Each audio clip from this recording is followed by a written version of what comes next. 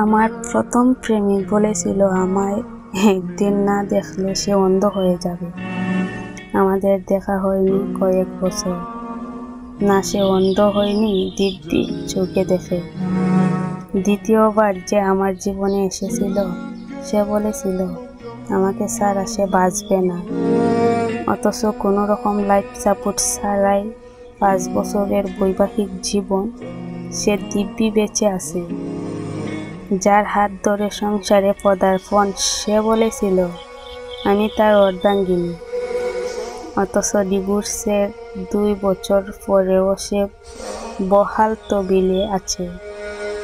সংসারের কাজকর্ম আর লেখাপড়া ভালো হওয়ার জন্য বাবা বলেছিল তুমি আমার ঘরের লক্ষ্মী। কিন্তু আজ তার কাছেই আমি ঘরের বাড়তি বোঝা। একটা সময় আমার আচরণে মা গর্ব করে বলেছিল আমার মেয়ে অন্যায়ের সাথে আপোষ করতে শিখেনি। আজ সেই মাই কথায় কথায় আমাকে দোষারোপ করে। আমি কেন মানিয়ে নিলাম না? নিজে সাধারণভাবে চলে যে ভাইকে ইঞ্জিনিয়ারিং পড়ালাম, তখন সে ভাই বলেছিল আমার অবদান সে কখনো অস্বীকার করতে পারবে না। কিন্তু আজ সে আমার জন্য বন্ধুদের সামনে মুখ তুলে দাঁড়াতে পারে না। ছেলের টিউশনির টাকা জোগাড় করতে না পারায় কাকিমাকে বলেছিলাম টাকা লাগবে না, আমি এমনি পড়াবো। তখন কাকিমা জোর করে বলেছিল তোমার মতো ভালো মানুষ হয় না। আজ সেই কাকিমাই পাড়াপড়শির কানে কানে বলে বেড়ায় আমি ডিভোর্সি মেয়ে।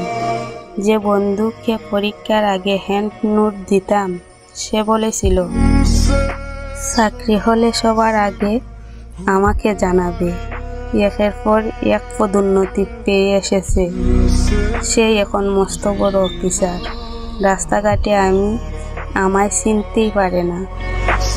আমার যে বান্ধবী বলেছিল আমি না উপস্থিত থাকলে সে বিয়ের পিড়িতে বসবে না, তার দ্বিতীয় সন্তানের হওয়ার খবরটাও অন্যের কাছ থেকে শোনা হয়েছে। আমিও একটা সময় খুব অল্পতেই ভেঙে পড়তাম। একের পর এক অবলম্বন আঁকড়ে বাঁচতে চাইতাম। আজ আমার ভাঙ্গা সাধ্যকার। সময় বদলালে প্রতিশ্রুতিও বদলে যায়। আসলে কারোর জন্য কোনো কিছু পরে থাকে না। মানুষ কোনো না কোনো ভাবে বাঁচতে শিখে যায়, মেনে নিতেও শিখতে হয়।